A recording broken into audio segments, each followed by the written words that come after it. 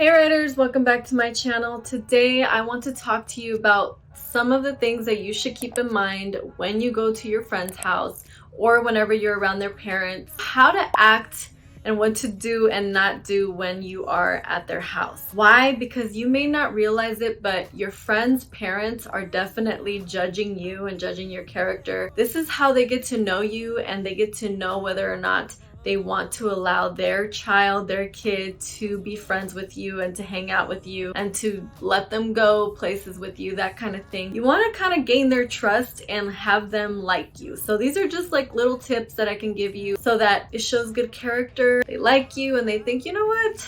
They were raised right. Sure, why not? They can hang with my kid. So if this is something that you're interested in, keep watching. The first thing, which may not seem like a big deal, and I know a lot of kids do this, if you don't do this, then you will stand out from the crowd. And that is leaving a mess or leaving your dirty dish after you eat there, just leaving it on the table and not caring and getting up and going back to your friend's room. That doesn't really look good in the parents' eyes. It's just like, I'm not your maid, you know? Like, I'm not here to clean up after you. I taught my daughter to clean up after herself, so she knows when she's here or at a friend's house to clean up after herself. If you do just this little thing, it'll make a big difference, honestly, because they'll know like, oh, she's coming over, she'll pick up her plate, put it in the sink. And double brownie point if you wash your own dish, or if you and your friend are painting or doing some type of fun stuff that creates a mess but you help clean it up afterward. Those are points right there for you. Okay, the parents can be like, wow, that's great, they're clean, they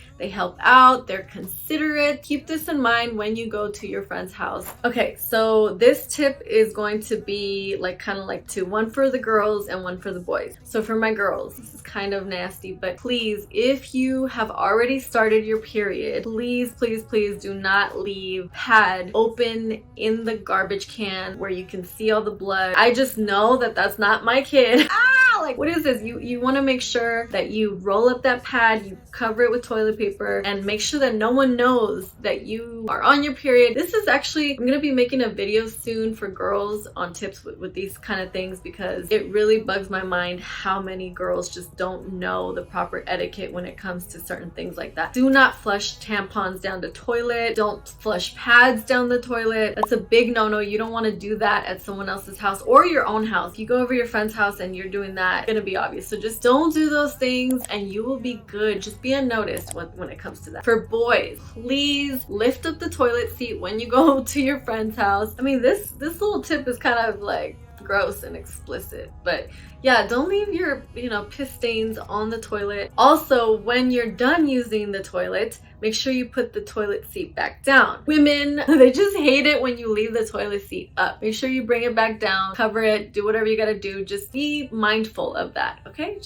That's just a little tip. Another tip is not saying please and thank you. I mean, this should already just be, I feel like I'm just like saying things that your parents should have taught you, you know? But some kids, believe it or not, they don't say please and they don't say thank you, and it's rude. Have some common decency, have some manners, say please, thank you, be courteous. Which brings me to my next tip. Do not talk. Don't just like go in and ignore the parents and like don't say hi or don't say bye or don't make a little bit of conversation. You don't have to like be friends with them, but I know from experience that some of my daughter's friends, why don't they want to talk to me? So it makes me question them. Why don't they let me see who they really are or how they are? So once I got to know one of her friends and she opened up and she talked to me and stuff, then I was like, oh, she's actually a really nice girl. But at first I didn't know that, because she would just hi and like kind of go in the room. She wouldn't really make any eye contact or conversation, and I thought that was weird. I'm like, what is this girl hiding? So anyway, now I love her. She's so sweet. I'm not sure if my daughter told her like, hey, you should talk to my mom, or I'm not sure, but all I'm saying is don't be that kid who doesn't make eye contact, isn't warm and says hello. I'm not saying don't be yourself. I'm just saying say hello. Hi, Mrs. whatever. Hi, Rosy's mom, or hi, bye, thank you for having me. That kind of thing. Just little things that will make a difference and will make the parents say, oh, that's a nice kid, so that you can come over more more often, or so that they can come over your house. That's what we want, right? We want the parents to trust you and to like you so that you can come over more, or so that your friends' parents can let them go to your place. All right, guys, that is all for today. If you have any questions or comments, leave them down below. If you have any tips, make sure you put them down below so you can help each other. And let me know what has happened to you. Have you done something that made your friends' parents not like you? Have your friends done anything that made your parents not like them? Just kind of give each other tips and like let each other know what works and what doesn't. All right, I hope you guys have a wonderful day, week, month, year. I will see you guys in my next video. Besitos!